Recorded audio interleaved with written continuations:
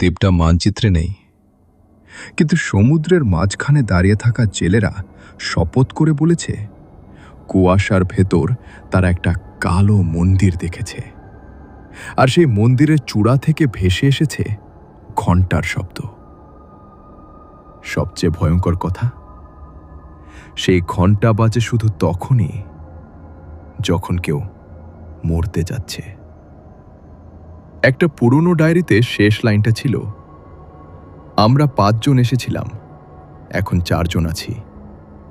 কিন্তু সমস্যা সেটা নয়, সমস্যা হলো 5ম জনটা এখনো আমাদের সঙ্গে হাঁটছে।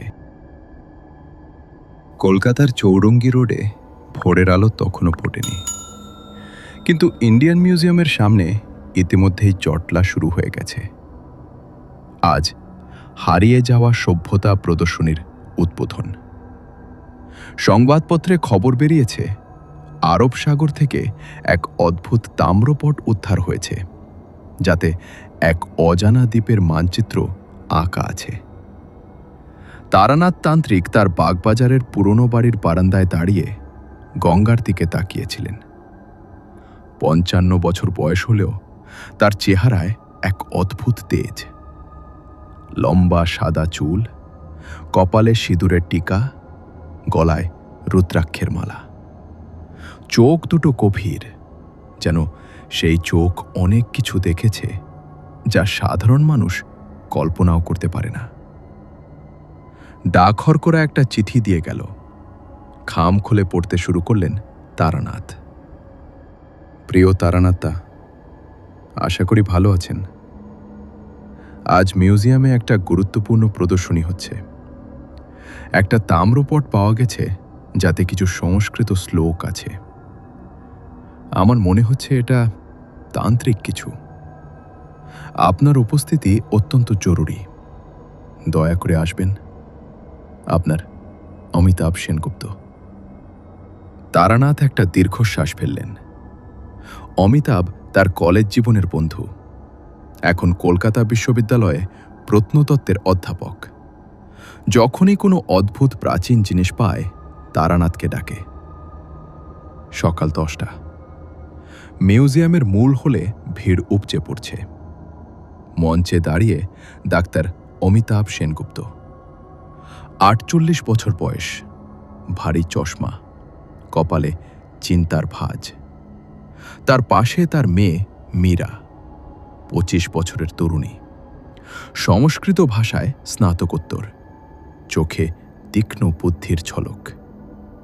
অমিতাভ মাইক্রোফোনে বললেন, দেবীপ্রসাদ মুখার্জি নামের এক জেলে গত মাসে আরব সাগরে জাল ফেলেছিলেন। জালে উঠে এসেছিল এই তাম্রপট। তিনি একটা কাচের বাক্স থেকে তুলে ধরলেন প্রায় 2 ফুট লম্বা একটা তাম্রপট। পাত্তার রং কালচে সবুজ, অনেক পুরনো। পুরো পাত্তা জুড়ে জটিল খোদাই। একদিকে সংস্কৃত শ্লোক, অন্যদিকে একটা মানচিত্র। এই তাম্রপট প্রায় 800 থেকে 1000 বছরের পুরনো বলে আমরা মনে করছি, অমিতাভ বললেন। কিন্তু যা সবচেয়ে আশ্চর্যজনক তা হলো এতে লেখা শ্লোক।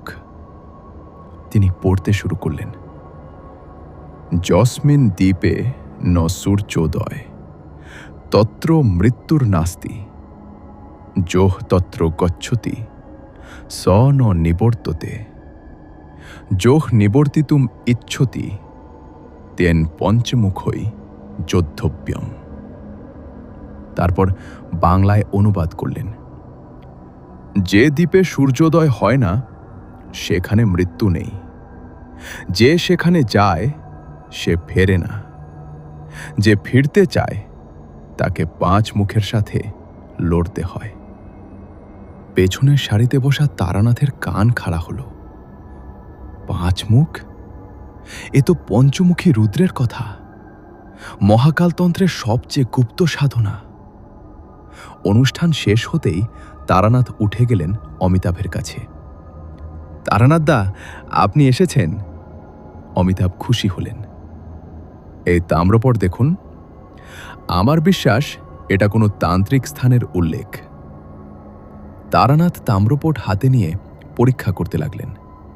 তার আঙুল চলছে খোদাই করা অক্ষরের ওপর দিয়ে।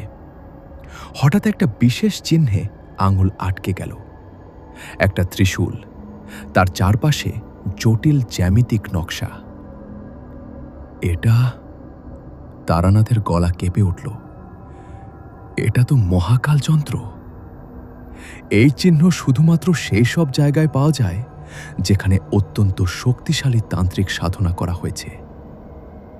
মীরা এগিয়ে এলেন। তারানাথ কাকু, এই মানচিত্রটা দেখুন। পূর্ব আটলান্টিকে একটা দ্বীপ দেখানো হয়েছে, কিন্তু আধুনিক কোনো মানচিত্রে এই দ্বীপের উল্লেখ নেই। হয়তো দ্বীপটা ডুবে গেছে, অমিতাভ বললেন। অথবা, তারানাথ গম্ভীরভাবে বললেন, দ্বীপটা এমন জায়গায় যেখানে সাধারণ মানুষ পৌঁছাতে পারে না। তন্ত্রে এমন কিছু স্থান আছে যেগুলো দুই জগতের সীমানায়, বাস্তব এবং অবাস্তবের মাঝখানে। ঠিক তখনই দরজা খুলে গেল। একজন বৃদ্ধ সন্ন্যাসী ঢুকলেন। দীর্ঘ জটাজুট, মুখে ঘন দাড়ি, গায়ে গৈরিক পশন, কপালে ত্রিপুণ্ড ছাই দিয়ে আঁকা। তার চোখে এক অদ্ভুত তীক্ষ্ণতা, যেন সেই চোখ অন্ধকারেও দেখতে পায়। ক্ষমা করবেন, তার গলা গভীর ও গমগমে। আমি বাবা মোতারাম। আমি বারাণসী থেকে এসেছি। আমাকে স্বপ্নে ডাকা হয়েছে। সবাই অবাক হয়ে তাকালো। মোতারাম এগিয়ে এলেন তাম্রপটের দিকে। 3 রাত ধরে আমি একই স্বপ্ন দেখছি। একটা কালো দ্বীপ, সেখানে একটা মন্দির, আর মন্দিরের ভেতর থেকে কেউ আমাকে ডাকছে, বলছে, এসো, সময় এসেছে, অভিশাপ ভাঙার সময় এসেছে। তারানাথ সন্দেহের চোখে তাকালেন। আপনি কে? কেন আপনাকে ডাকা হবে? মোতারাম একটা পুরনো কাপড়ের পুটলি খুললেন। ভেতর থেকে বের করলেন একটা তাল পাতার পুঁথি। পুঁথি এতই পুরনো যে পাতাগুলো হলুদ হয়ে গেছে। এই পুঁথি আমার গুরু আমাকে দিয়েছিলেন তার মৃত্যুর আগে, মোতারাম বললেন। এতে লেখা আছে একটা ভবিষ্যৎবাণী। তিনি পুঁথি খুলে পড়তে লাগলেন প্রাচীন সংস্কৃতে। কলি কালস্য অন্তে পঞ্চ সাধকা আগমিষ্যন্তি, তেষাং মধ্যে এক ত্যাখ্যতি, এক জেষ্যতি, দেপস্য সাপ ভঙ্গিষ্যতি, মৃতা মুক্তিং প্রাপসন্তি। কলিকালের শেষে 5 সাধক আসবেন। তাদের মধ্যে একজন ত্যাগ করবেন, একজন জিতবেন। দ্বীপের অভিশাপ ভাঙবে, মৃতরা মুক্তি পাবে। মীরা জিজ্ঞেস করলেন, কি অভিশাপ? কারা মৃত? মোতারাম বসে পড়লেন একটা চেয়ারে। তার চোখ বন্ধ হয়ে এলো, যেন তিনি অতীতে ফিরে যাচ্ছেন। 1200 খ্রিস্টাব্দের কথা। তিনি শুরু করলেন। পূর্ব আটলান্টিকের এক দ্বীপে নাথ যোগীদের একটা গুপ্ত আশ্রম ছিল। 84 জন সিদ্ধ যোগী সেখানে মহামৃত্যুঞ্জয় সাধনা করতেন। এই সাধনার উদ্দেশ্য ছিল মৃত্যুকে জয় করা, অমরত্ব লাভ করা। অমিতাভ বললেন, কিন্তু অমরত্ব তো অসম্ভব। হ্যাঁ, মোতারাম মাথা নাড়লেন। কিন্তু সেই যোগীরা তা জানতেন না। তাদের নেতা ছিলেন যোগী বীরভদ্র, অত্যন্ত শক্তিশালী কিন্তু অহংকারী। তিনি বিশ্বাস করতেন তিনি সত্যি মৃত্যুকে জয় করতে পারবেন। কিন্তু সাধনা ভুল হয়ে গেল, তারানাথ বললেন। তিনি এই ধরনের গল্প আগে শুনেছেন। শুধু ভুল নয়, মোতারাম চোখ খুললেন। বীরভদ্র লোভে পড়লেন। তিনি মনে করলেন, যদি তিনি অন্য যোগীদের প্রাণশক্তি শোষণ করেন তাহলে আরও শক্তিশালী হবেন। এক অমাবস্যার রাতে তিনি একটা ভয়ঙ্কর তান্ত্রিক যজ্ঞ করলেন। মোতারাম উঠে দাঁড়ালেন, তার কণ্ঠস্বর কাঁপছে। সেই রাতে তিনি ৮৩ জন যোগীকে হত্যা করলেন এবং তাদের প্রাণশক্তি শোষণ করলেন।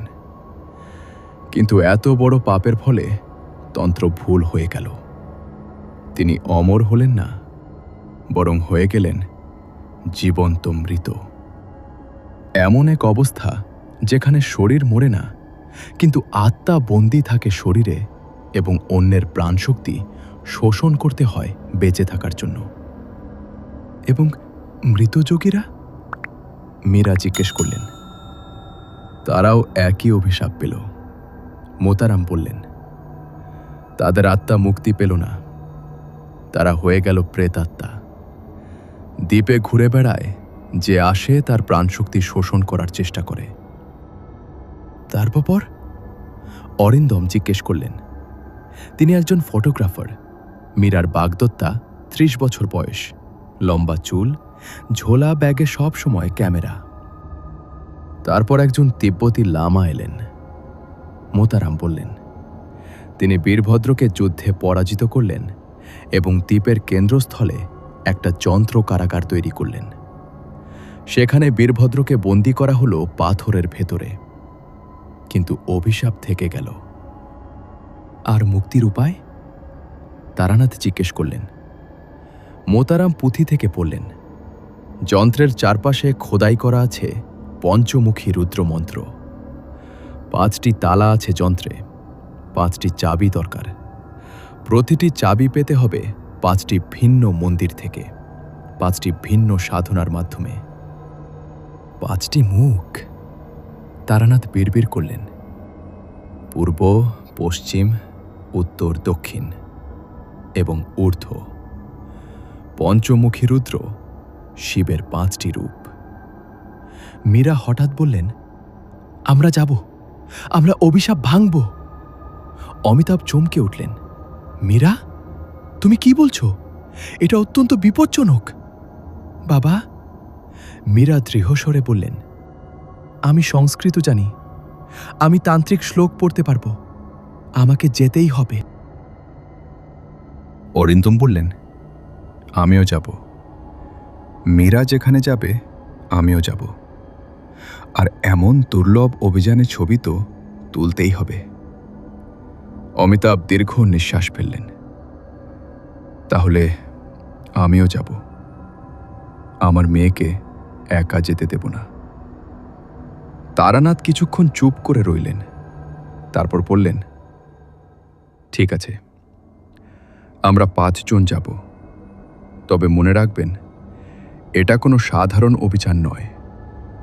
এটা একটা যুদ্ধ, জীবন এবং মৃত্যুর মধ্যে, আলো এবং অন্ধকারের মধ্যে। মোতারাম হাসলেন। ভবিষ্যৎবাণী পূর্ণ হবে। 5 জন সাধক, আমরা 5 জন। পরদিন সকাল, তারানাথ তার ঘরে প্রস্তুতি নিচ্ছেন।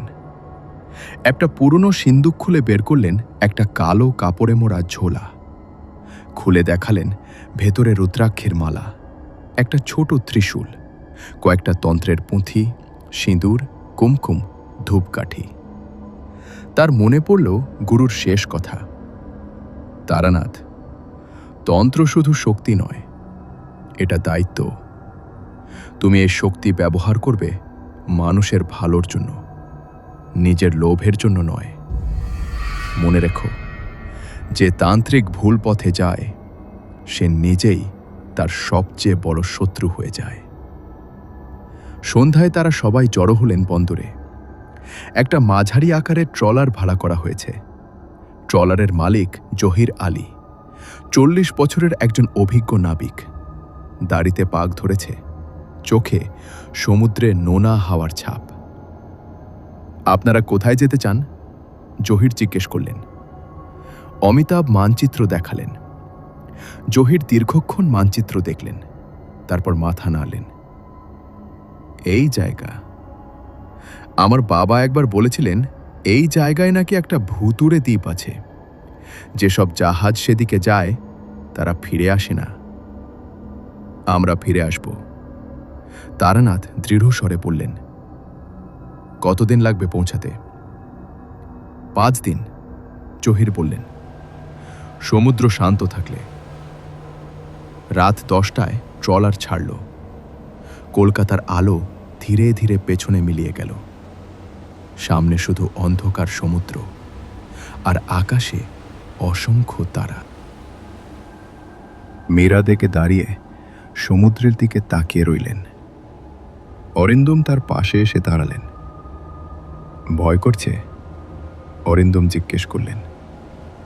না, মীরা বললেন। উত্তেজনা লাগছে। মনে হচ্ছে আমার সারা জীবন শুধু এই মুহূর্তের জন্য অপেক্ষা করছিলাম।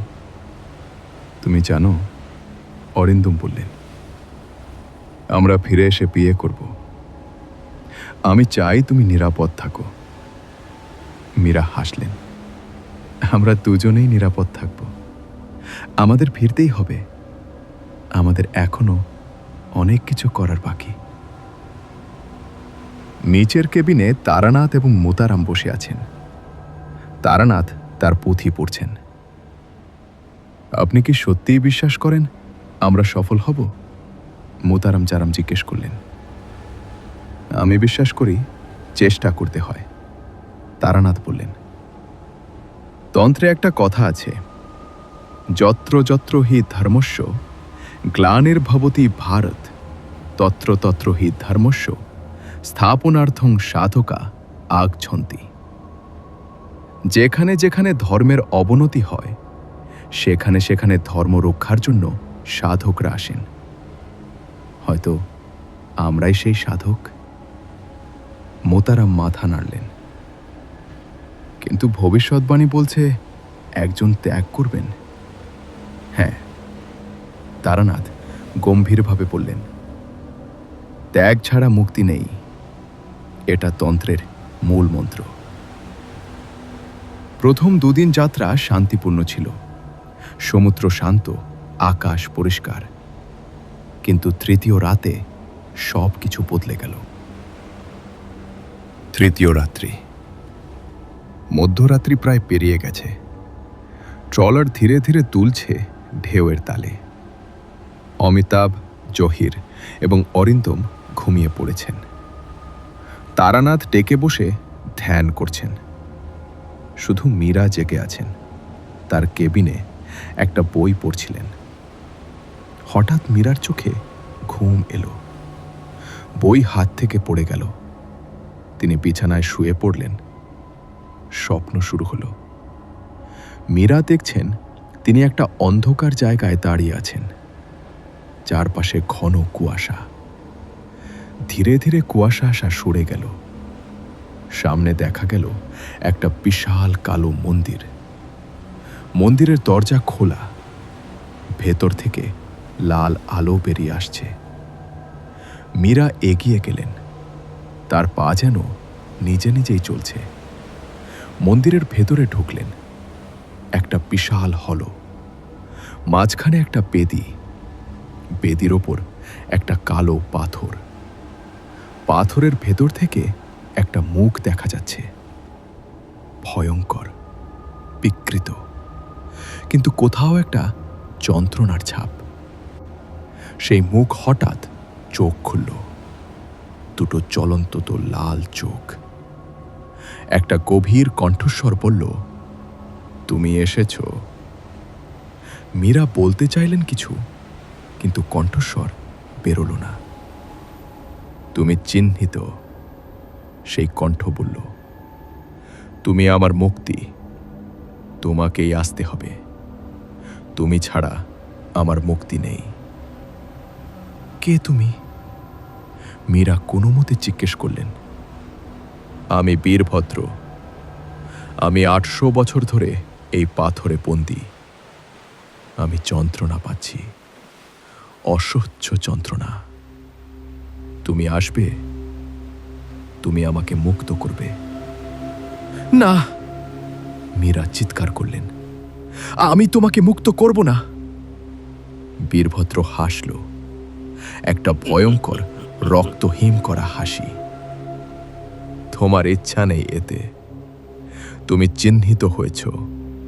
দেখো তোমার হাত। মীরা তার হাতের তালুর দিকে তাকালেন। সেখানে জ্বলছেছে একটা কালো ত্রিশূলের চিহ্ন। এই চিহ্ন তোমাকে আমার কাছে টেনে নিয়ে আসবে, বীরভদ্র বলল। তুমি প্রতিরোধ করতে পারবে না। মীরা চিৎকার করে উঠলেন। জেগে উঠে দেখলেন তিনি তার কেবিনে বিছানায়, সারা শরীর ঘামে ভেজা, হাঁপাচ্ছেন। হাত তুলে দেখলেন হাতের তালুতে সত্যি একটা কালো ত্রিশূলের চিহ্ন। না, এ অসম্ভব। মীরা পিড়পিড় করলেন। তিনি তৌলে পেরিয়ে এলেন টেকে। তারানাথ তখনও ধ্যানে বসে আছেন। তারানাথ কাকু! মীরা চিৎকার করলেন। তারানাথ চোখ খুললেন। মীরার মুখ দেখেই বুঝলেন কিছু একটা ঘটেছে। তিনি উঠে দাঁড়ালেন। কি হয়েছে মীরা? মীরা তার হাত দেখালেন। চিহ্ন দেখে তারানাথ গম্ভীর হয়ে গেলেন। তুমি স্বপ্ন দেখেছে? তিনি জিজ্ঞেস করলেন। মীরা মাথা নাড়লেন এবং পুরো স্বপ্নের কথা বললেন। তারানাথ দীর্ঘক্ষণ চুপ করে রইলেন। তারপর বললেন, এটা শক্তি চিহ্ন। বীরভদ্র তোমাকে চিহ্নিত করেছে। কিন্তু কেন তোমাকে? আমি জানি না, মীরা বললেন। তার গলা কাঁপছে। মীরা। তারানাথ তার কাঁধে হাত রাখলেন। ভয় পেও না। এই চিহ্ন মানে তুমি বিপজ্জনক, কিন্তু এর মানে এটাও যে তুমি শক্তিশালী। বীরভদ্র তোমাকে বেছে নিয়েছে কারণ তুমি শক্তি ধারণ করতে পারো। আমরা এই শক্তি ব্যবহার করব অভিশাপ ভাঙতে। পরদিন সকাল, সবাই ডেকে জড়ো হয়েছেন। মীরার হাতের চিহ্ন দেখে সবাই চিন্তিত। অমিতাভ বললেন, আমরা ফিরে যাই, এটা অত্যন্ত বিপজ্জনক। না, মীরা দৃঢ়ভাবে বললেন, আমরা এগিয়ে যাব, আমি ভয় পাব না। মোতারাম বললেন, এটা ভাগ্যের ইশারা। মীরা চিহ্নিত হয়েছে মানে আমরা সঠিক পথে আছি। চতুর্থ দিন, দুপুর। অরিন্দম ডেকে দাঁড়িয়ে সমুদ্রের ছবি তুলছিলেন। তার ক্যামেরা একটা পুরনো ফিল্ম ক্যামেরা। তিনি ডিজিটালের চেয়ে ফিল্মে বেশি বিশ্বাস করেন। একটার পর একটা ছবি তুলছিলেন। সমুদ্র, আকাশ, ট্রলার, সবার ছবি। সন্ধ্যায় তিনি তার কেবিনে গেলেন ছবিগুলো দেখতে। তার কাছে একটা পোর্টেবল ডার্ক রুম আছে। সেখানে ফিল্ম ডেভেলপ করলেন। ছবিগুলো দেখতে শুরু করলেন। প্রথম কয়েকটা ছবি স্বাভাবিক। তারপর একটা ছবিতে তার হাত থেমে গেল। ছবিতে তাদের ট্রলার দেখা যাচ্ছে, কিন্তু ট্রলারের পেছনে দূরে একটা কালো জাহাজ। জাহাজের পাল ছেঁড়া, মাস্তুল ভাঙা। পুরো জাহাজ যেন একটা ভূতের মতো। কিন্তু অরিন্দম নিশ্চিত তিনি চোখে এমন কোনো জাহাজ দেখেননি। তিনি দ্রুত অন্য ছবিগুলো দেখলেন। প্রতিটা ছবিতে সেই কালো জাহাজ, কখনো দূরে, কখনো কাছে। একটা ছবিতে জাহাজ এত কাছে যে তার ডেকে দাঁড়িয়ে থাকা মানুষের ছায়া দেখা যাচ্ছে। না, মানুষ নয়, কঙ্কাল। অরিন্দম ছবিগুলো নিয়ে ছুটে গেলেন ডেকে। সবাই দেখল ছবিগুলো। জহির ভয়ে কাঁপতে লাগলেন। ভূত জাহাজ! আমার বাবা ঠিকই বলেছিলেন, যারা সেই দ্বীপে যায় তাদের একটা ভূত জাহাজ অনুসরণ করে। কিন্তু আমরা তো চোখে দেখছি না, অমিতাভ বললেন। তারানাথ ছবিগুলো মনোযোগ দিয়ে দেখলেন। ক্যামেরা দেখতে পাচ্ছে যা আমাদের চোখ দেখতে পাচ্ছে না। এটা অন্য একটা মাত্রায় আছে, বাস্তব এবং অবাস্তবের মাঝখানে। এটা একটা সতর্কবাণী। মোতারাম বললেন, আমাদের সাবধান থাকতে হবে। দ্বীপ আমাদের জানে। আমরা যত কাছে যাচ্ছি বিপদ তত বাড়ছে।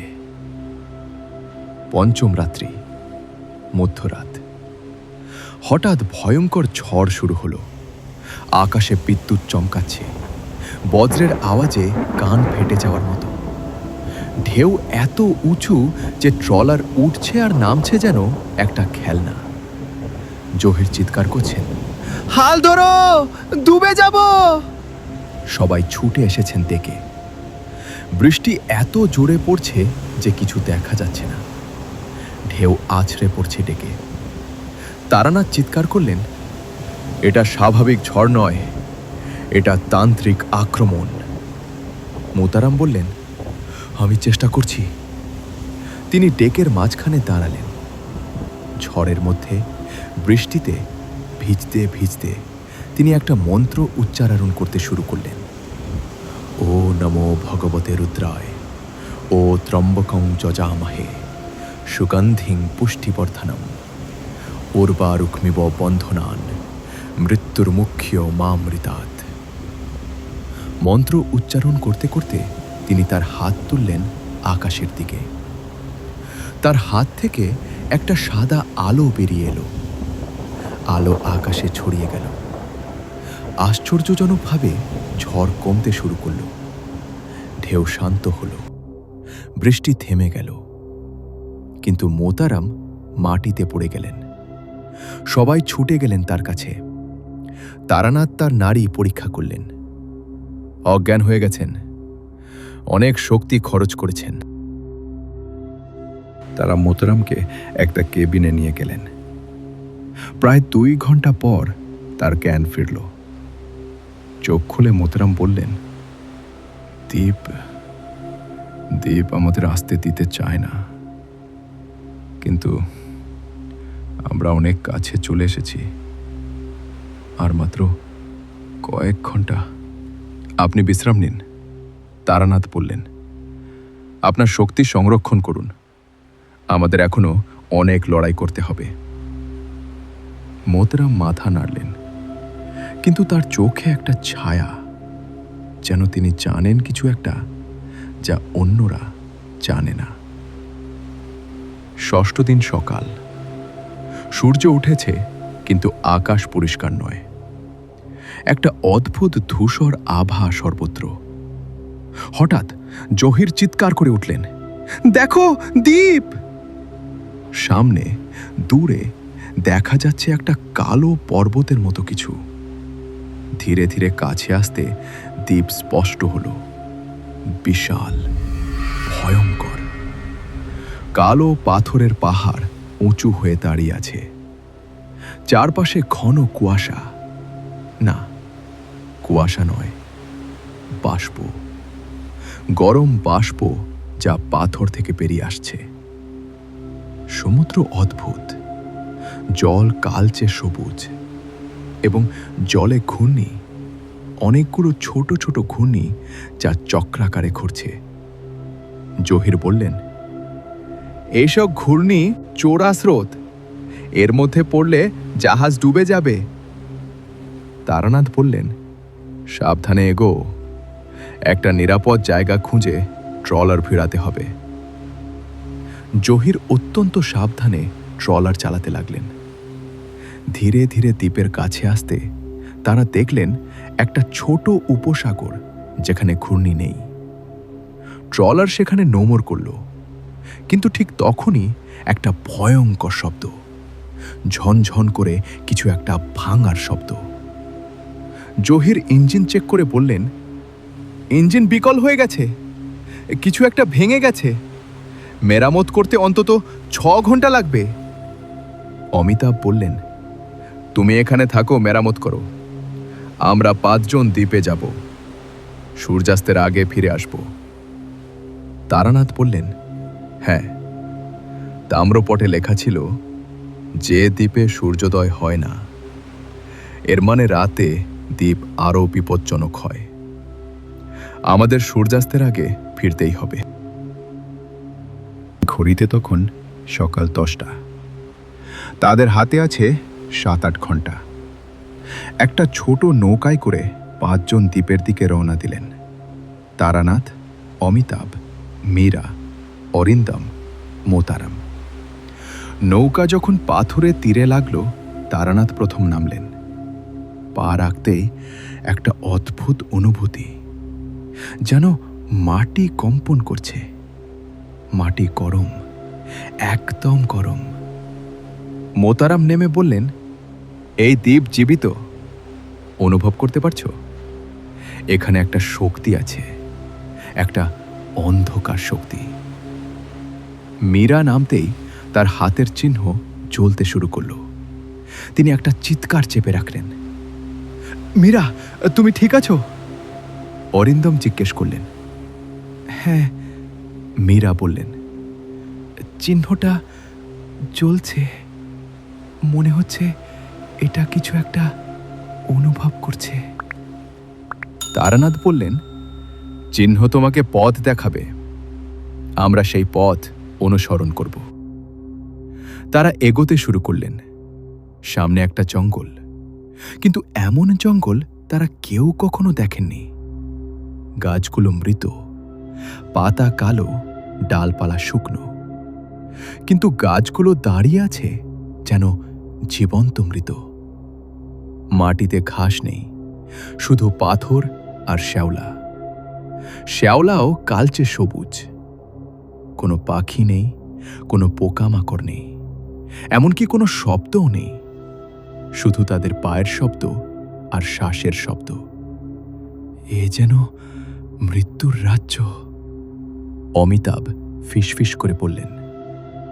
প্রায় আধ ঘন্টা হাঁটার পর তারানাথ হাত তুলে সবাইকে থামতে ইশারা করলেন। সামনে একটা পরিষ্কার জায়গা, সেখানে ছড়িয়ে ছিটিয়ে আছে একটা পুরনো ক্যাম্পসাইটের ধ্বংসাবশেষ, ছেঁড়া তাঁবু, ভাঙা বাক্স এবং কঙ্কাল, অনেক কঙ্কাল। কমপক্ষে 7-8টা মানুষের কঙ্কাল এলোমেলোভাবে পড়ে আছে। অরিন্দম একটা পুরনো ব্যাগ খুঁজে পেলেন। ব্যাগের ভেতরে একটা জলরোধী থলি, থলির ভেতরে একটা ডায়েরি। ডায়েরি ইংরেজিতে লেখা। প্রথম পাতায় লেখা, captain Robert Morrison, British archaeological expedition, 1923। Amitabh diary খুলে পড়তে শুরু করলেন। 15 আগস্ট 1923। আমরা 7 জন এই দ্বীপে এসেছি। আমাদের লক্ষ্য এখানে নাথযোগীদের হারিয়ে যাওয়া মন্দির খুঁজে বের করা। দ্বীপটা অদ্ভুত, কোনো জীবজন্তু নেই, গাছগুলো মৃত কিন্তু দাঁড়িয়ে আছে। 20 আগস্ট। আমরা একটা মন্দির পেয়েছি, ভয়ঙ্কর জায়গা। মন্দিরের দেওয়ালে অদ্ভুত সব খোদাই। জনসন সাহেব মন্দিরে ঢুকেছিলেন, ফিরে এসে অসুস্থ হয়ে পড়েছেন। বলছেন ভেতরে কিছু একটা আছে। 25 আগস্ট। জনসন সাহেব মারা গেছেন। ডাক্তার বলছেন তার শরীরে কোনো রোগের চিহ্ন নেই, কিন্তু যেন সব শক্তি শুষে নেওয়া হয়েছে। আমরা সবাই ভয় পাচ্ছি। 1 সেপ্টেম্বর। আরও 3 জন মারা গেছেন, একই লক্ষণ। তাদের শরীর শুকিয়ে গেছে যেন। এখন আমরা 3 জন বাকি। আমরা এখান থেকে পালাতে চাইছি, কিন্তু আমাদের জাহাজ ডুবে গেছে। আমরা আটকা পড়ে গেছি। 5 সেপ্টেম্বর। আমি একা বেঁচে আছি। ক্যাপ্টেন এবং উইলিয়ামস গতকাল মারা গেছেন। আমি খুব ক্লান্ত, এত ক্লান্ত, শুধু ঘুমাতে ইচ্ছে করছে। কিন্তু না, ঘুমালেই তারা আসে রাতে, কঙ্কালরা। তারা যা জীবিত হয়ে ওঠে, তারা হাঁটে, আমার দিকে আসে। আমি এখানে লেখা শেষ। সবাই নীরব হয়ে গেলেন। মোতারাম বললেন, 1923 সাল। এই কঙ্কালগুলো তাদের। তারা এখানে মারা গেছে 100 বছরেরও বেশি সময় আগে। তারানাথ বললেন, ডায়েরিতে লেখা রাতে কঙ্কালরা জীবিত হয়। এটা অভিশাপের অংশ। মৃত যোগীদের আত্মা এই দ্বীপে বাস করে এবং রাতে তারা মৃতদেহ দখল করে। মীরা হঠাৎ বললেন, আমার হাত চিহ্নটা আরও জ্বলছে। এটা আমাকে কোথাও টানছে, পূর্ব দিকে। তারানাথ মীরার হাত দেখলেন। চিহ্ন এখন উজ্জ্বল লাল হয়ে গেছে। দ্বীপ তোমাকে ডাকছে। তারানাথ বললেন, এটাই আমাদের পথ। চলো, আমরা সেই পথে যাব। কিন্তু সাবধান, আমাদের সন্ধ্যার আগে ফিরতেই হবে। ঘড়িতে তখন দুপুর 12টা। তাদের হাতে আছে 5-6 ঘন্টা। তারা পূর্ব দিকে এগোতে শুরু করলেন। জঙ্গল গভীর হতে লাগল। গাছগুলো আরও বিকৃত, ডালপালা অদ্ভুত আকারে বাঁকা। হঠাৎ অরিন্দম থামলেন। ওটা কি?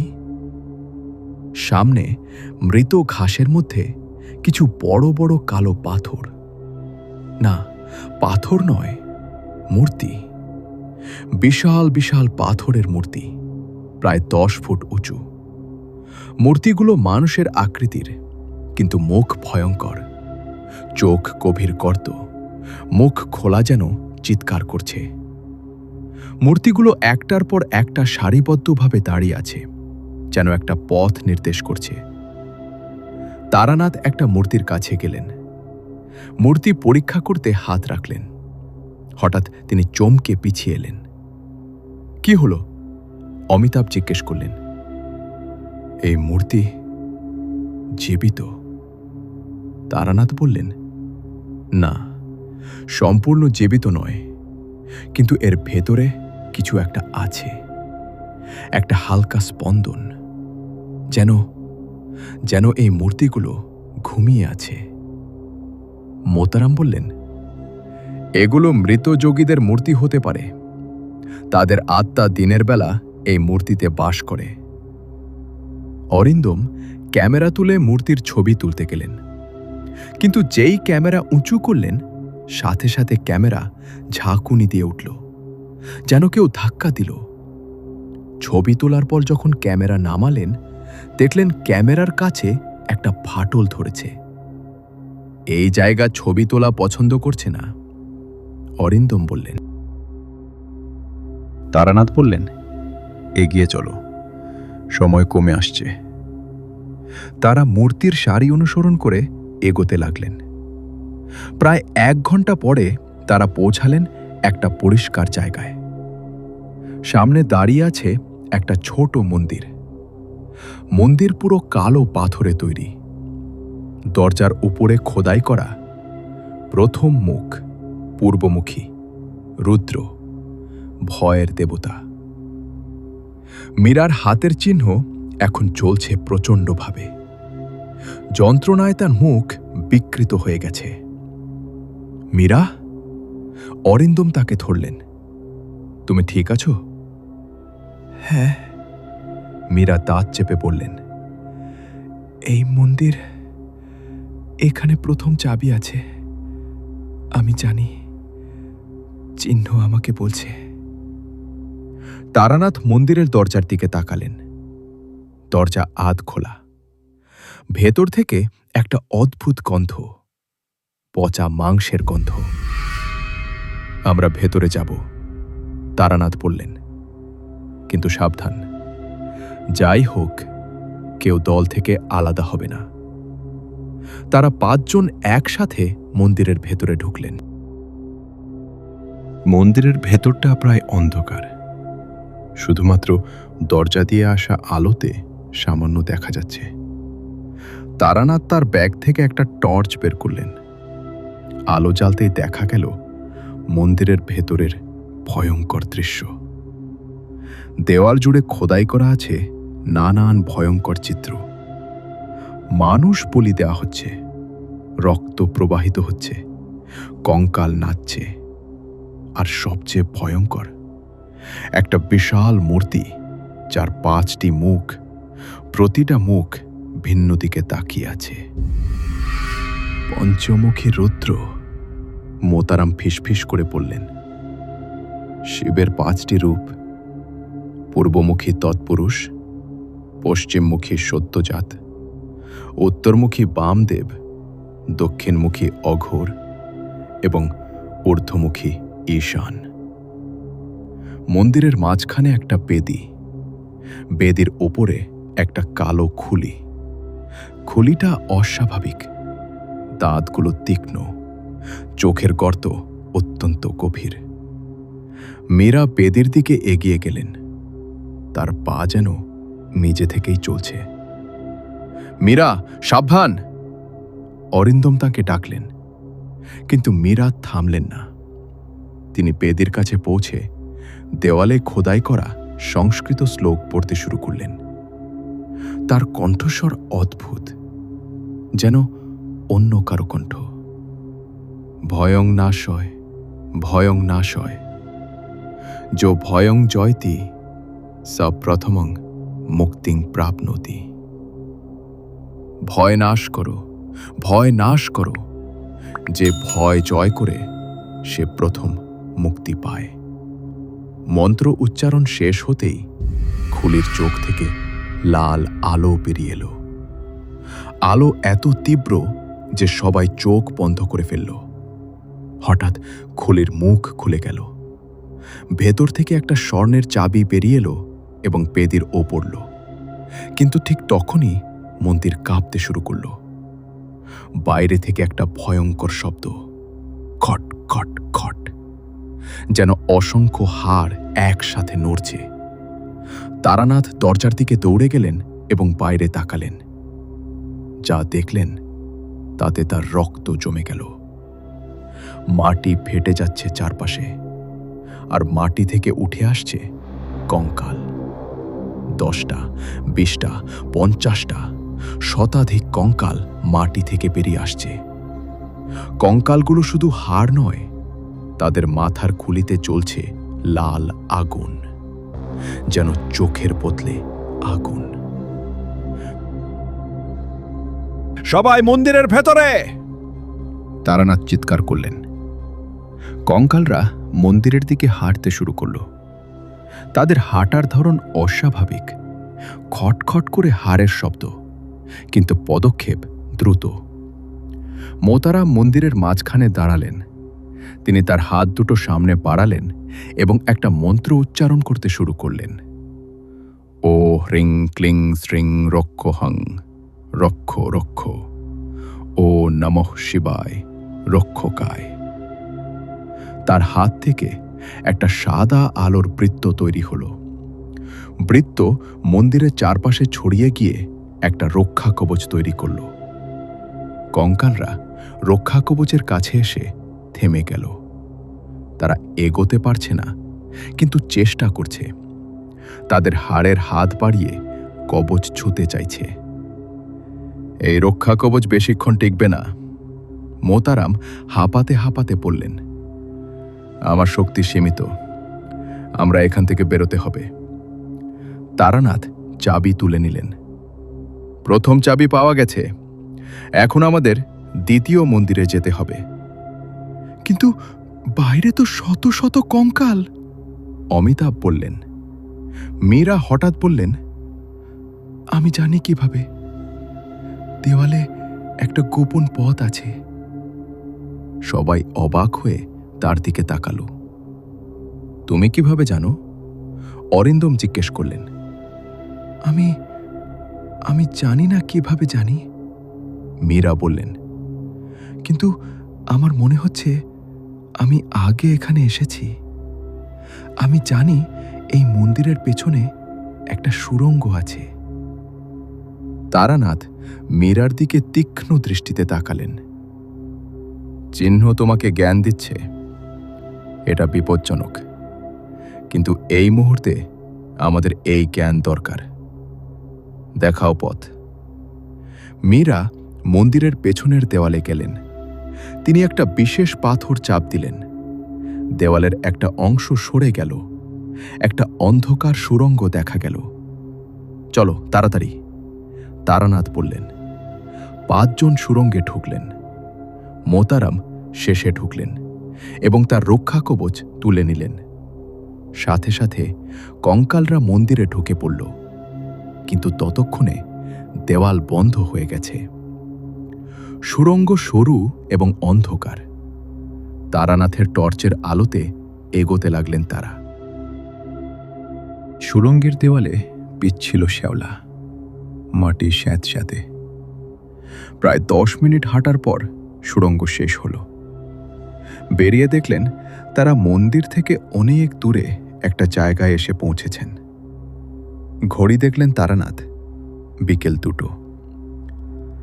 আমাদের হাতে 3 ঘন্টা আছে সূর্যাস্তের আগে, তারানাথ বললেন। আমাদের তাড়াতাড়ি করতে হবে।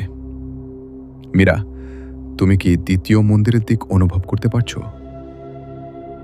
মীরা তার হাতের দিকে তাকালেন। চিহ্ন এখন দক্ষিণ দিকে টানছে। দক্ষিণে, মীরা বললেন। তারা দক্ষিণ দিকে এগোতে শুরু করলেন। পথ কঠিন, উঁচু নিচু পাথরে জমি, মৃত গাছের ঝোপ। আধ ঘন্টা পরে তারা পৌঁছালেন দ্বিতীয় মন্দিরে। এই মন্দির প্রথমটার চেয়ে বড়। দরজার ওপরে খোদাই দ্বিতীয় মুখ, দক্ষিণমুখী রুদ্র, মৃত্যুর দেবতা। মন্দিরের ভেতরে ঢুকে তারা দেখলেন একটা কুয়ো। কুয়োটা খুব গভীর। নিচে কিছু দেখা যাচ্ছে না, শুধু অন্ধকার। দেওয়ালে লেখা সংস্কৃতে, মৃত্যুং জয়তুং ইচ্ছসি চেত, মৃত্যুং সম্মুখী কর্তব্যম, অন্ধকারে অবতরণং কুরু, আলোকং প্রাপ্স্যসি। যদি মৃত্যু জয় করতে চাও, মৃত্যুর মুখোমুখি হতে হবে। অন্ধকারে নেমে যাও, আলো পাবে। মীরা মন্ত্র পড়লেন, যা দেওয়ালে খোদাই করা। কুয়োর ভেতর থেকে একটা আলো জ্বলে উঠল। তারা দেখলেন কুয়োর অনেক নিচে একটা হাত, একটা কঙ্কালের হাত। সেই হাতে দ্বিতীয় স্বর্ণ চাবি। কাউকে নিচে নামতে হবে, তারানাথ বললেন। অরিন্দম এগিয়ে এলেন। আমি যাব, আমি সবচেয়ে কম বয়সী এবং শক্তিশালী। মীরা তার হাত ধরলেন। না অরিন্দম, এটা বিপজ্জনক। আমি ঠিক থাকব, অরিন্দম হাসলেন। তোমরা শুধু আমাকে ভালো করে ধরে রেখো। তারানাথ তার ব্যাগ থেকে একটা দীর্ঘ দড়ি বের করলেন। দড়ি অরিন্দমের কোমরে বাঁধলেন। যদি কোনো বিপদ হয়, তুমি টান দেবে, আমরা তোমাকে তুলে নেব, তারানাথ বললেন। অরিন্দম কুয়োর কিনারায় বসলেন। তারপর ধীরে ধীরে নামতে শুরু করলেন। ওপরে 4 জন দড়ি ধরে রাখলেন। কুয়ো অত্যন্ত গভীর। অরিন্দম নামতেই থাকলেন। 10 ফুট, 20 ফুট, 50 ফুট। হঠাৎ অরিন্দম একটা চাপা চিৎকার করলেন। কি হয়েছে? অমিতাভ চিৎকার করে জিজ্ঞেস করলেন। অরিন্দমের কণ্ঠস্বর কাঁপছে। দেওয়াল, দেওয়াল থেকে হাত বেরিয়ে আসছে। ওপরে সবাই আতঙ্কিত হয়ে গেলেন। কুয়োর ভেতর অরিন্দম দেখছেন দেওয়াল থেকে অসংখ্য হাত বেরিয়ে আসছে। কঙ্কালের হাত, পচা মাংস লাগানো হাত, কালো ছায়ার হাত। সব হাত তার দিকে বাড়ছে, তাকে স্পর্শ করতে চাইছে। একটা হাত তার পা ছুঁয়ে ফেলল। তৎক্ষণাৎ একটা ঠান্ডা অনুভূতি, যেন বরফ তার শরীরে ছড়িয়ে যাচ্ছে। না! অরিন্দম চিৎকার করলেন এবং সেই হাত ঝেড়ে ফেললেন। তিনি দ্রুত নামতে লাগলেন। আরও হাত এসে তাকে স্পর্শ করল। প্রতিবার স্পর্শে সেই একই ঠান্ডা অনুভূতি। অবশেষে তিনি কুয়োর তলায় পৌঁছালেন। সেখানে একটা কঙ্কাল শুয়ে আছে, তার হাতে স্বর্ণ চাবি। অরিন্দম চাবি নিতে হাত বাড়ালেন, কিন্তু কঙ্কালের হাত হঠাৎ নড়ে উঠল এবং তার হাত ধরে ফেলল। কঙ্কালের খুলি খুলল। খালি চোখের গর্ত থেকে লাল আলো। মুখ খুলে একটা কর্কশ শব্দ। তুমি আমার সাথে থাকবে। অরিন্দম পাগলের মতো দড়িতে টান দিলেন। তুলে নাও, তুলে নাও আমাকে। ওপরে চারজন মিলে দড়ি টানতে শুরু করলেন। কঙ্কাল অরিন্দমকে ছাড়ছে না। দেওয়াল থেকে অসংখ্য হাত বেরিয়ে এসে অরিন্দমকে ধরে রাখতে চাইছে। আরো জোরে টানো, তারানাথ চিৎকার করলেন। তারানাথ একটা মন্ত্র পড়তে শুরু করলেন। ও মৃত্যুঞ্জয় মহাদেব, প্রেতান নিবারয়, শক্তিং দেহি। মন্ত্রের শক্তিতে কঙ্কাল হঠাৎ অরিন্দমের হাত ছেড়ে দিল। দেওয়ালের হাতগুলোও সরে গেল। তারা অরিন্দমকে টেনে তুললেন। কুয়োর বাইরে এসে অরিন্দম মাটিতে পড়ে গেলেন, হাঁপাচ্ছেন। মীরা তাকে ধরলেন। অরিন্দম, তুমি ঠিক আছো? অরিন্দম মাথা নাড়লেন, কিন্তু তার হাতে এবং পায়ে যেখানে সেই হাতগুলো ছুঁয়েছিল সেখানে কালো দাগ। তারানাথ দাগগুলো পরীক্ষা করলেন। এগুলো প্রাণ শক্তি শোষণের চিহ্ন।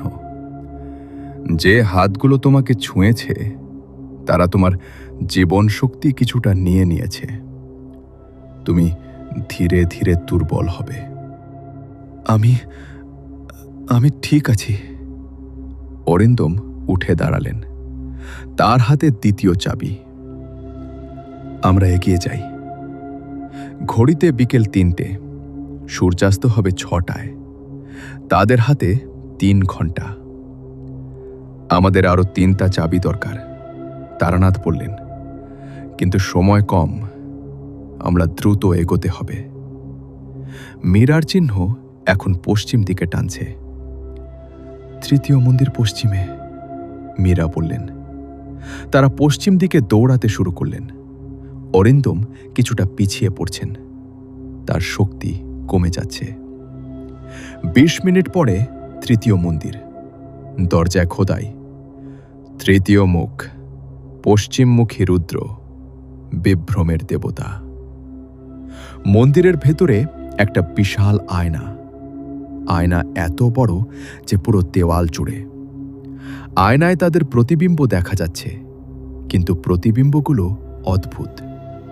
তারা হুবহু তাদের মতো নড়ছে না, কখনো একটু আগে, কখনো একটু পরে। দেওয়ালে লেখা, মায়াং জয়তুং ইচ্ছসি চেত, আত্মানাং জয়তব্যাম, প্রতিবিম্বং তব শত্রু, আত্মানাং হরতব্যম। যদি মায়া জয় করতে চাও, নিজেকে জয় করতে হবে। তোমার প্রতিবিম্ব তোমার শত্রু, নিজেকে হারাতে হবে। মীরা মন্ত্র পড়লেন। আয়না উজ্জ্বল হয়ে উঠল। হঠাৎ আয়না থেকে তাদের প্রতিবিম্ব বেরিয়ে এলো। 5টা প্রতিবিম্ব, তারানাথের, অমিতাভের, মীরার, অরিন্দমের, মোতারামের। হুবহু তাদের মতো দেখতে, কিন্তু চোখগুলো ফাঁকা, কালো। প্রতিবিম্ব তারানাথ আসল তারানাথকে আক্রমণ করল।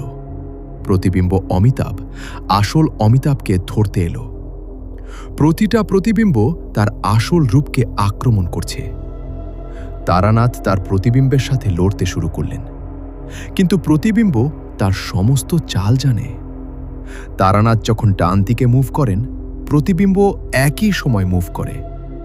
তারানাথ যখন মন্ত্র পড়েন, প্রতিবিম্ব একই মন্ত্র পড়ে। এটা অসম্ভব, অমিতাভ চিৎকার করলেন। আমরা নিজেদের সাথে লড়তে পারবো না। মীরা তার প্রতিবিম্বের মুখোমুখি দাঁড়িয়ে আছেন। প্রতিবিম্ব, মীরাও তার দিকে তাকিয়ে আছে। দুজনে একদম স্থির। হঠাৎ মীরা বুঝতে পারলেন, দেওয়ালে যা লেখা, নিজেকে হারাতে হবে। মীরা তার প্রতিবিম্বের দিকে এগিয়ে গেলেন।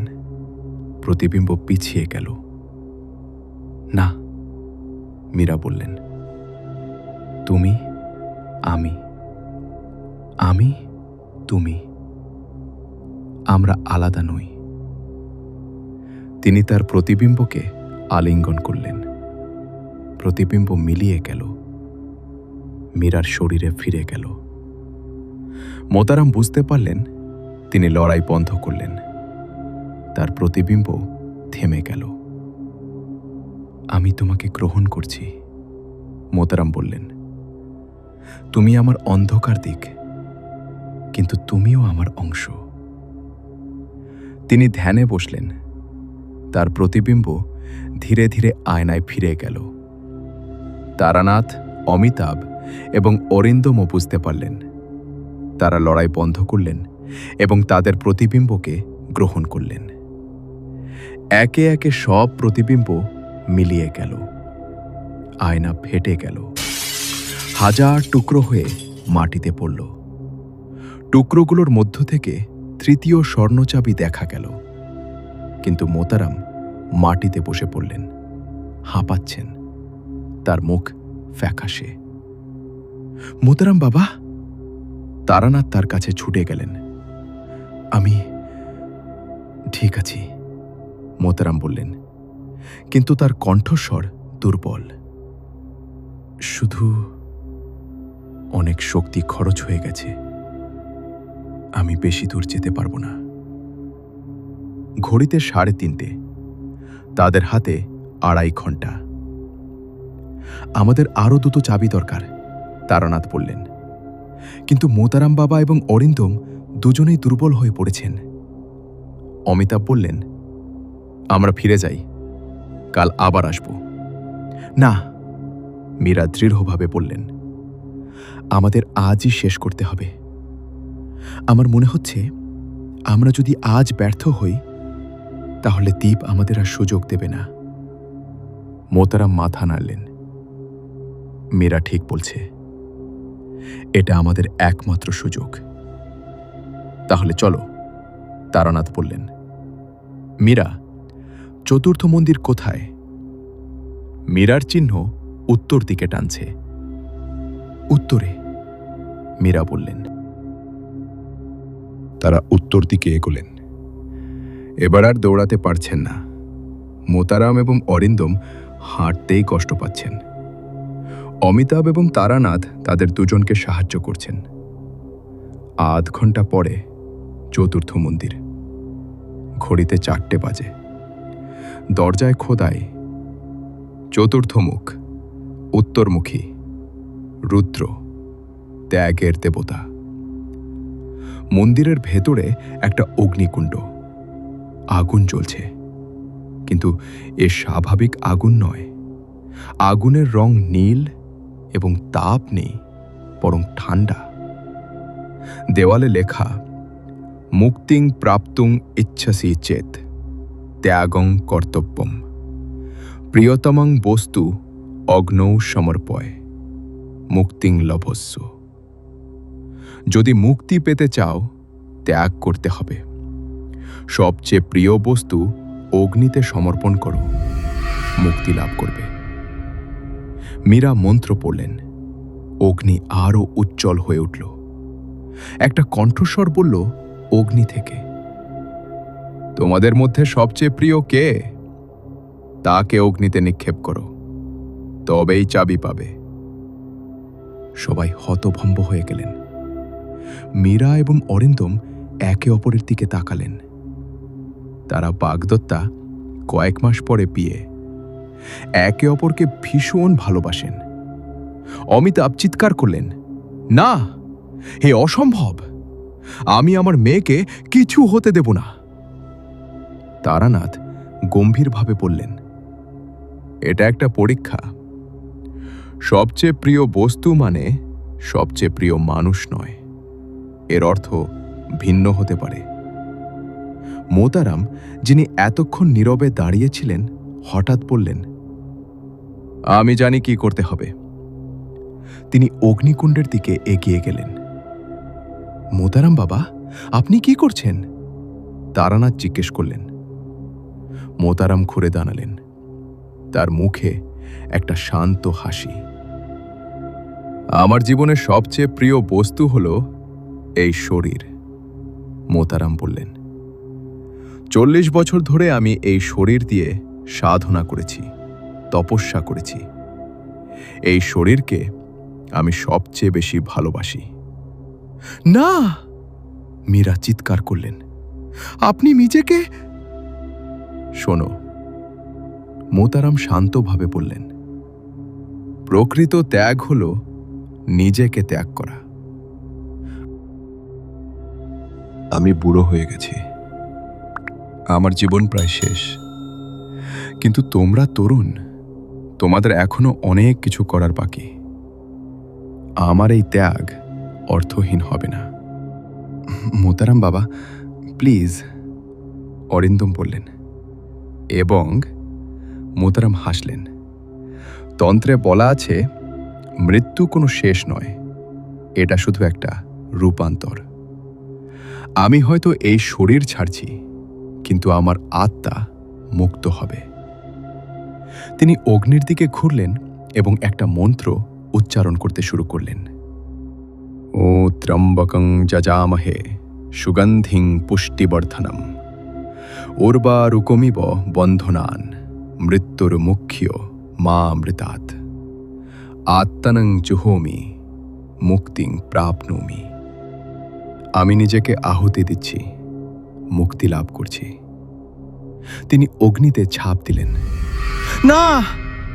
সবাই একসাথে চিৎকার করলেন, কিন্তু যা ঘটল তা আশ্চর্যজনক।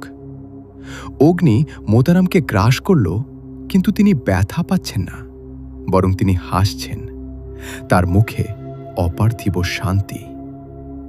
নীল অগ্নি ধীরে ধীরে স্বর্ণালী হয়ে উঠল। মোতারামের শরীর ধীরে ধীরে ভস্ম হতে লাগল, কিন্তু ভস্ম থেকে একটা আলো বেরিয়ে এলো, উজ্জ্বল, পবিত্র। আলো আকার নিল একটা স্বর্ণ পদ্মের। পদ্মের কেন্দ্রে চতুর্থ চাবি।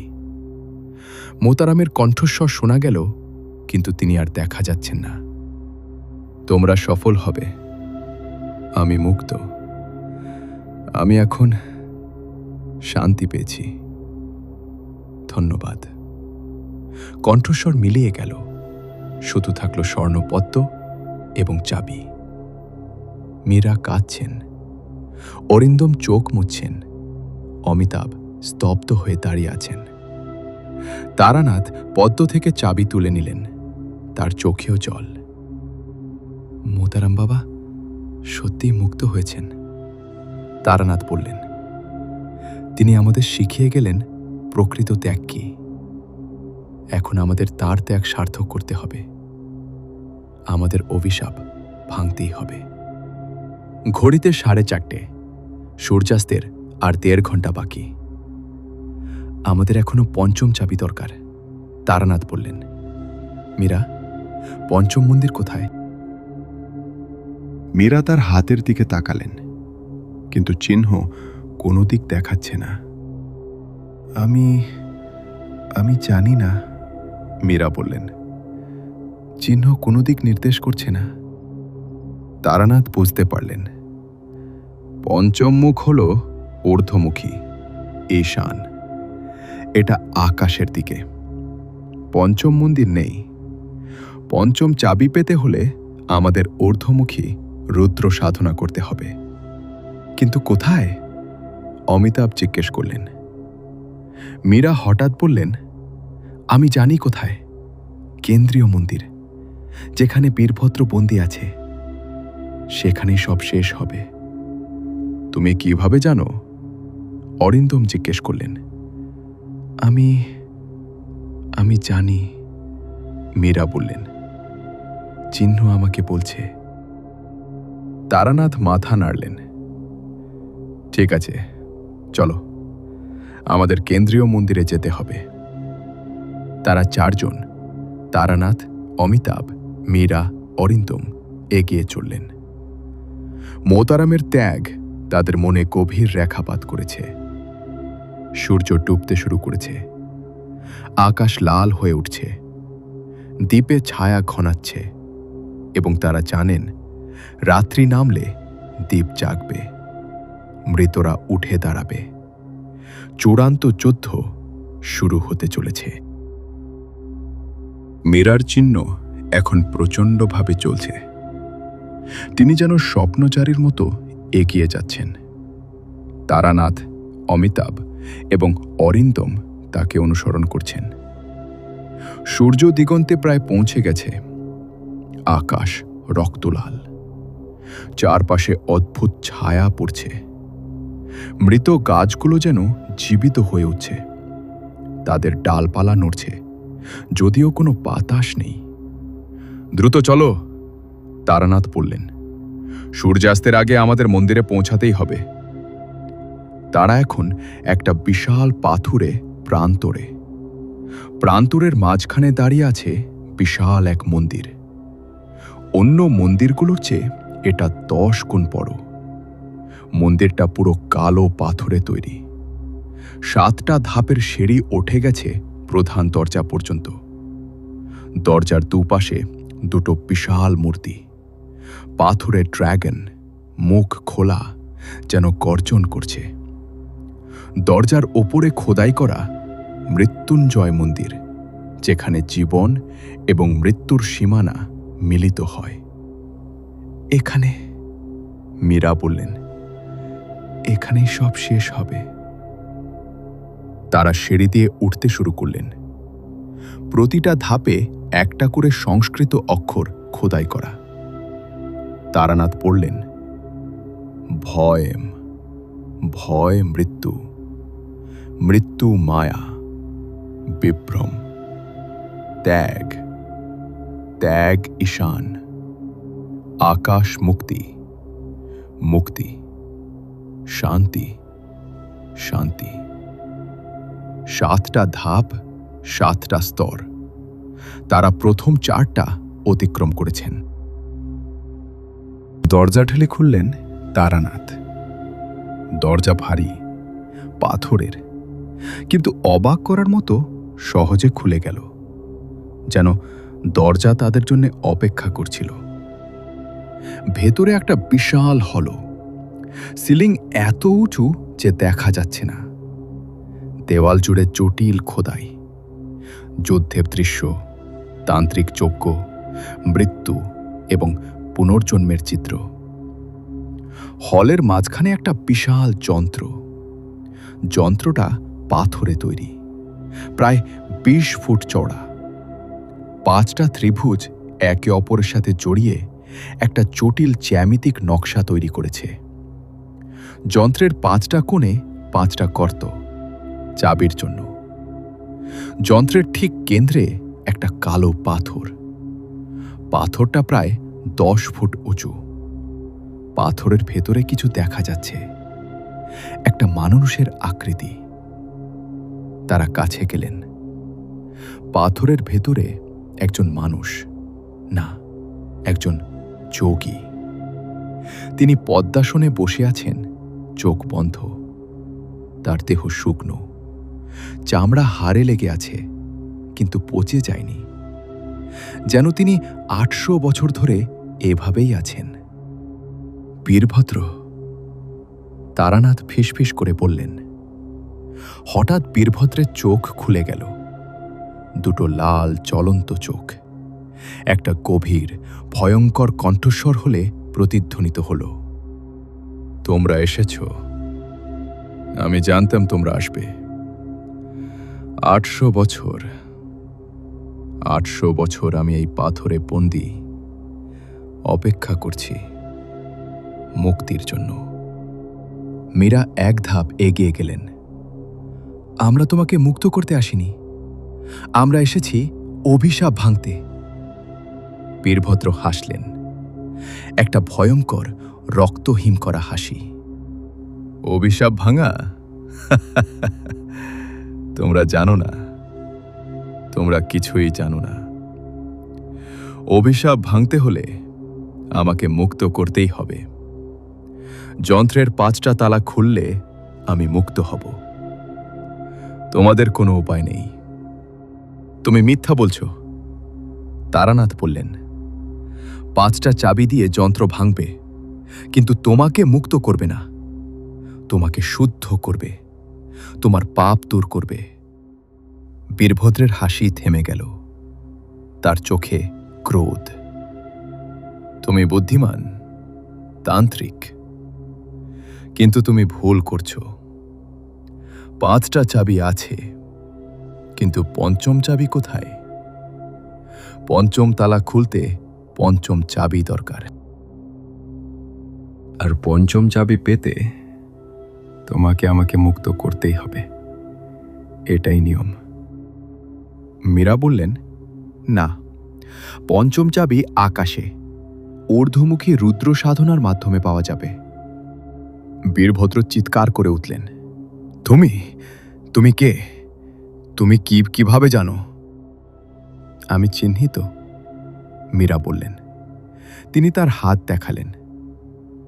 তুমি নিজেই আমাকে চিহ্নিত করেছ, কিন্তু এই চিহ্ন আমাকে শুধু তোমার কাছে টেনে আনেনি।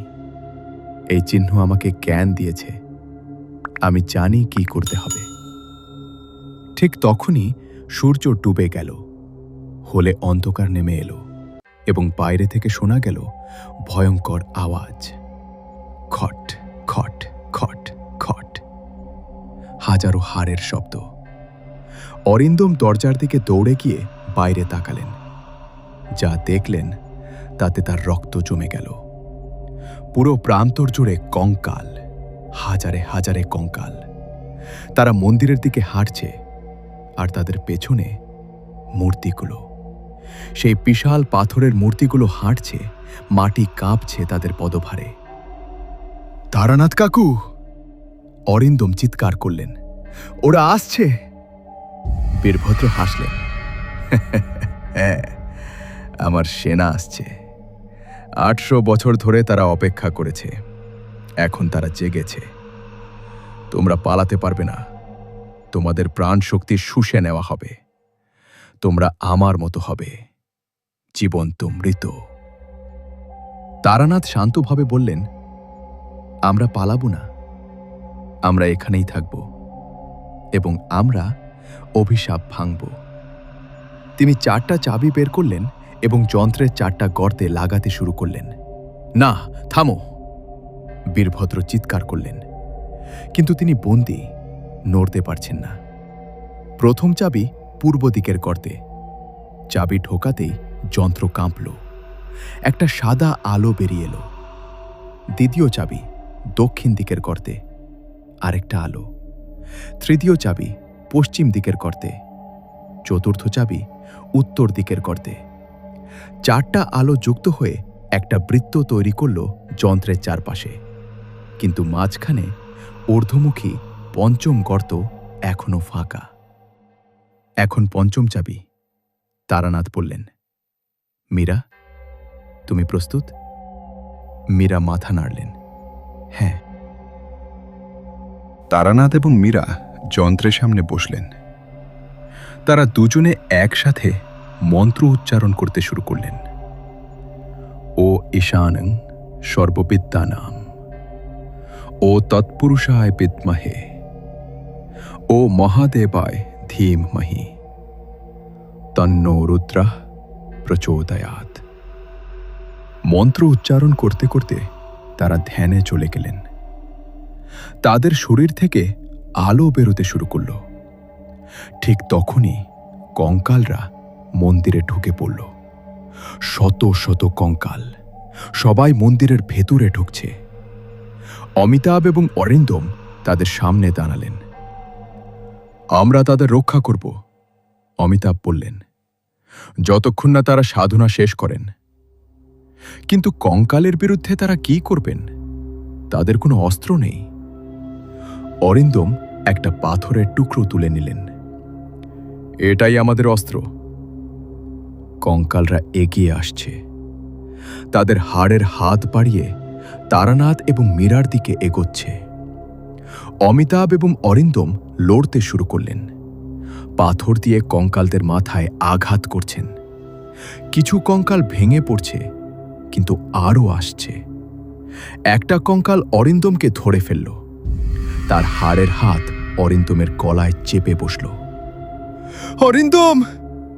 মীরা চিৎকার করলেন, কিন্তু তিনি ধ্যান ভাঙতে পারছেন না। অমিতাভ সেই কঙ্কালের মাথায় পাথর দিয়ে আঘাত করলেন। কঙ্কাল ভেঙে পড়ল, কিন্তু আরও 10টা এসে তাদের ঘিরে ধরল। আমরা পারবো না। অরিন্দম চিৎকার করলেন, ওরা অনেক বেশি। ঠিক তখনই একটা উজ্জ্বল আলো ফুটল।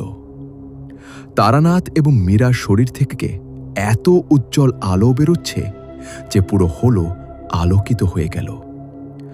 আলো ছড়িয়ে গেল কঙ্কালদের ওপর। কঙ্কালরা চিৎকার করতে লাগলো, একটা ভয়ঙ্কর অস্বাভাবিক চিৎকার।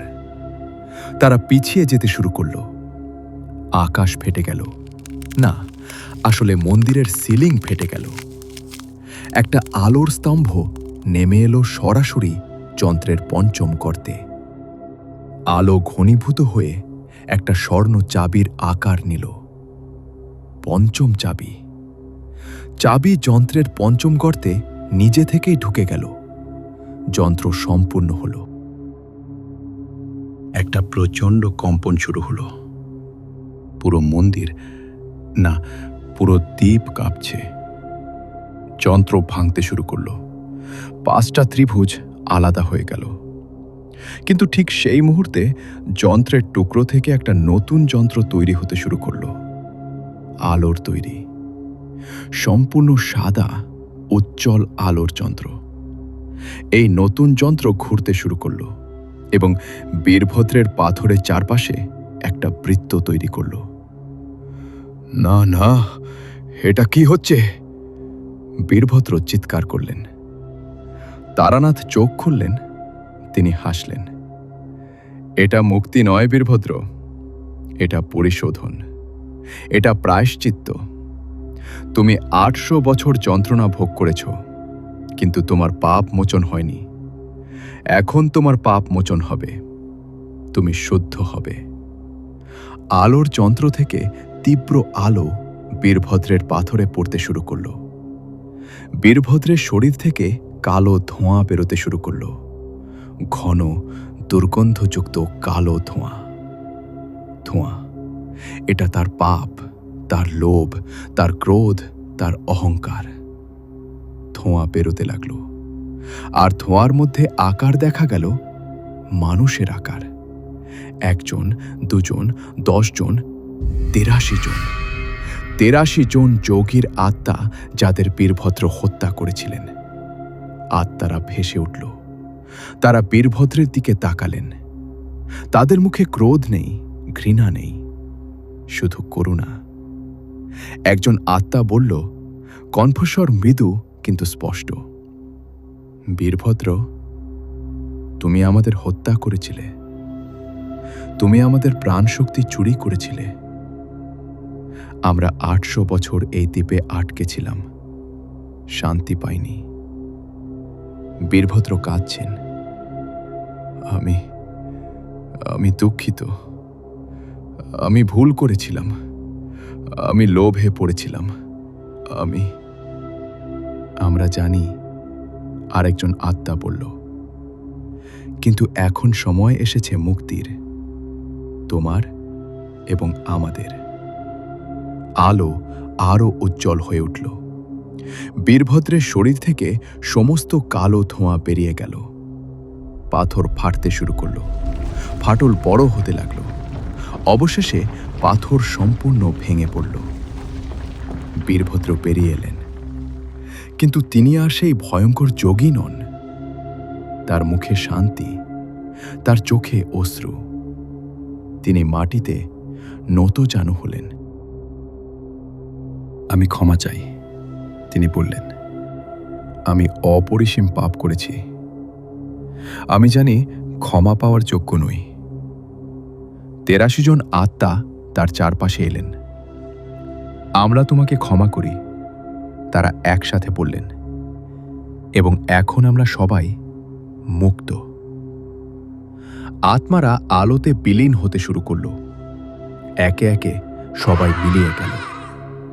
বীরভদ্র আলোতে রূপান্তরিত হতে শুরু করলেন। তার শরীর স্বচ্ছ হয়ে আসছে। তিনি তারানাথের দিকে তাকালেন। ধন্যবাদ, তিনি বললেন। তুমি আমাকে যা দিতে পারিনি, মুক্তি, তার চেয়ে বেশি কিছু দিয়েছ। তুমি আমাকে প্রায়শ্চিত্তের সুযোগ দিয়েছে। আমার পাপ মোচন হয়েছে। আমি এখন শান্তিতে যেতে পারবো। তোমার যাত্রা শুভ হোক, তারানাথ বললেন। বীরভদ্র হাসলেন, একটা সত্যিকারের শান্ত হাসি। তারপর তিনিও আলোতে বিলীন হয়ে গেলেন। মন্দিরে এখন শুধু 4 জন, তারানাথ, অমিতাভ, মীরা, অরিন্দম। আর মন্দিরের বাইরে কঙ্কালরা সব মাটিতে পড়ে গেছে। তারা আর নড়ছে না। তারা শান্তি পেয়েছে। পাথরের মূর্তিগুলো ভেঙে পড়ছে, ধুলো হয়ে যাচ্ছে, পুরো দ্বীপ কাঁপছে। কিন্তু এটা ধ্বংসের কম্পন নয়, এটা পুনর্জন্মের কম্পন। মৃত গাছগুলো থেকে নতুন পাতা গজাচ্ছে, সবুজ পাতা। কালো পাতা ঝরে যাচ্ছে, নতুন সবুজ পাতা বেরোচ্ছে। মাটি পরিবর্তিত হচ্ছে, কালো পাথরে মাটি হালকা বাদামি হয়ে যাচ্ছে। আকাশে মেঘ সরে যাচ্ছে, চাঁদ দেখা যাচ্ছে, উজ্জ্বল পূর্ণিমার চাঁদ। দ্বীপ জীবিত হচ্ছে, মীরা বললেন। তারা মন্দির থেকে বেরিয়ে এলেন, চারপাশে তাকালেন। দ্বীপ সম্পূর্ণ বদলে যাচ্ছে। মৃত্যুর দ্বীপ পরিণত হচ্ছে জীবনের দ্বীপে। মীরা তার হাতের দিকে তাকালেন। চিহ্ন মিলিয়ে গেছে, হাত স্বাভাবিক। অরিন্দমের শরীরের কালো দাগগুলো ম্লান হয়ে আসছে। তিনি শক্তি ফিরে পাচ্ছেন। আমরা সফল হয়েছি, তারানাথ বললেন। অভিশাপ ভেঙে গেছে, মৃতরা মুক্ত হয়েছে, দ্বীপ পুনর্জন্ম পেয়েছে। অমিতাভ বললেন, কিন্তু মোতারাম বাবা? তিনি তার কাজ করে গেছেন, তারানাথ বললেন। তার ত্যাগ ছাড়া এটা সম্ভব হতো না। তিনি সত্যিকারের একজন সাধক ছিলেন। হঠাৎ একটা আলো দেখা গেল। আলো ধীরে ধীরে আকার নিল, মোতারামের আকার। কিন্তু তিনি ভিন্ন। তার শরীর আলোর তৈরি, তার মুখে অপার্থিব শান্তি। মোতারাম বাবা! মীরা চিৎকার করে উঠলেন। মোতারাম হাসলেন। আমি মরিনি মীরা, আমি রূপান্তরিত হয়েছি। অগ্নি আমার পুরনো শরীর পুড়িয়ে দিয়েছে, কিন্তু আমাকে নতুন জীবন দিয়েছে। আপনি আপনি কিভাবে? অরিন্দম বিস্ময়ে জিজ্ঞেস করলেন। তন্ত্রের রহস্য গভীর, মোতারাম বললেন। যে সত্যিকারের ত্যাগ করে সে মৃত্যু জয় করে। আমি নিজেকে সম্পূর্ণ সমর্পণ করেছিলাম, আর তাতে আমি মুক্ত হয়েছি। তিনি তারানাথের দিকে তাকালেন। তুমি ভালো কাজ করেছো তারানাথ। তুমি সত্যিকারের তান্ত্রিক। তুমি শক্তি ব্যবহার করেছো মুক্তির জন্য, ধ্বংসের জন্য নয়। আপনার শিক্ষা ছাড়া এটা সম্ভব হতো না, তারানাথ বললেন। মোতারাম চারপাশে তাকালেন। দ্বীপ এখন সুন্দর হয়ে উঠছে, এটা আবার জীবনের স্থান হবে। কিন্তু আমার এখানে থাকার দরকার নেই, আমার যাত্রা অন্যত্র। তিনি ধীরে ধীরে ম্লান হতে শুরু করলেন। বিদায় বন্ধুরা, আমরা আবার দেখা হব, হয়তো এই জন্মে, হয়তো অন্য জন্মে। তিনি সম্পূর্ণ মিলিয়ে গেলেন। 4 জন নীরবে দাঁড়িয়ে রইলেন কিছুক্ষণ। তারপর অমিতাভ বললেন, আমাদের ফিরতে হবে। জহির নিশ্চয়ই চিন্তিত হয়ে আছেন। তারা সমুদ্রের দিকে হাঁটতে শুরু করলেন। পথে সর্বত্র পরিবর্তন দেখা যাচ্ছে। নতুন ঘাস গজাচ্ছে, ফুল ফুটছে। সমুদ্র তীরে পৌঁছে দেখলেন ট্রলার নিরাপদে আছে। জহির টেকে দাঁড়িয়ে তাদের দেখে চিৎকার করে উঠলেন, আপনারা বেঁচে আছেন!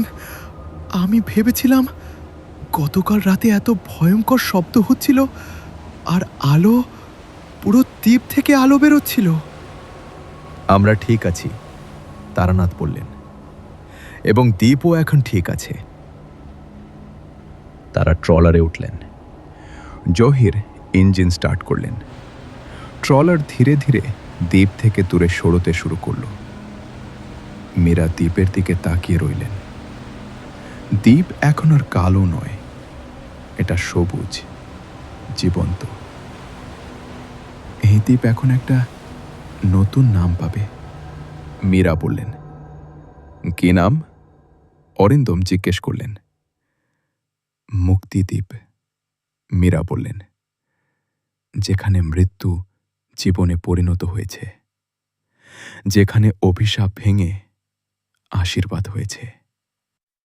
এপিলগ। নতুন সকাল। 1 সপ্তাহ পরে কলকাতা, তারানাথের বাড়ি। সবাই জড়ো হয়েছেন, চা খাচ্ছেন, গল্প করছেন। অমিতাভ বললেন, দ্বীপটা এখন আন্তর্জাতিক মানচিত্রে দেখা যাচ্ছে। সরকার সেখানে একটা গবেষণা কেন্দ্র তৈরি করবে। ইতিহাসবিদ এবং বিজ্ঞানীরা যাবেন সেখানে। মীরা বললেন, আমার হাতের চিহ্ন মিলিয়ে গেছে, কিন্তু আমার মনে হয় আমি সংস্কৃত আরও ভালো বুঝি এখন, যেন কোথাও থেকে জ্ঞান এসেছে। অরিন্দম বললেন, আমার ছবিগুলো খুব অদ্ভুত হয়েছে। যেগুলো দ্বীপের ছবি তুলেছিলাম সেগুলোতে আলো দেখা যাচ্ছে, যেন আত্মারা মুক্ত হচ্ছে। এবং আমাদের বিয়ে আগামী মাসে। মীরা হাসলেন। তারানাথ চুপচাপ বসে আছেন, চা খাচ্ছেন। হঠাৎ দরজায় কড়া নাড়ার শব্দ। দরজা খোলা হলো। বাইরে দাঁড়িয়ে আছেন মোতারাম। সবাই লাফিয়ে উঠলেন, মোতারাম বাবা! মোতারাম হাসছেন। তিনি এখন সাধারণ মানুষের মতো দেখতে, কোনো আলো নেই।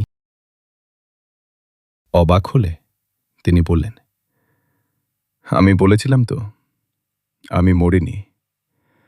অগ্নি আমাকে নতুন জন্ম দিয়েছে। আমি এখন সত্যিকারের মুক্ত। কোনো বন্ধন নেই, কোনো ভয় নেই। তারানাথ উঠে দাঁড়ালেন এবং মোতারামকে আলিঙ্গন করলেন। স্বাগতম বন্ধু, তুমি সত্যিই একজন মহান সাধক।